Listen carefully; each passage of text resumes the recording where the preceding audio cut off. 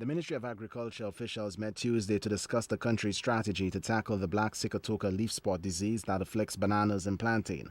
Agriculture Minister Ezekiel Joseph says the overall strategy is based on a three-pronged approach, which is an immediate, medium, and long-term plan. He concedes that eradication methods would be futile, and a management mode, while costly, is the most effective way to deal with the aggressive fungal disease. There are a number of suggestions, recommendations, and options that we as a ministry we need to look at. One is the whole aspect of having a central management entity for leaf spot control. For leaf spot control, you know, presently we have the whole question of the management of leaf spot is the structure is segregated. We have the NFTO doing servicing its members. We have TQFC servicing its members, and we believe that there's need to really synchronize the whole operation of leaf spot control.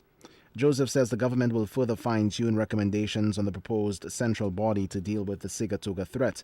He is promising that all available resources at the government's disposal will be used to control the spread of the disease, which was originally found in 2 remote locations on the island. We have do our in-depth evaluation, and presently, unfortunately, we cannot no longer look at the whole question of eradication. We have to look at the whole question of management.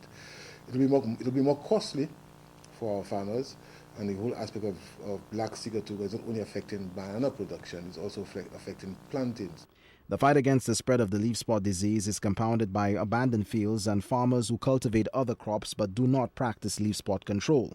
Joseph says the ministry plans to bring them into the fold.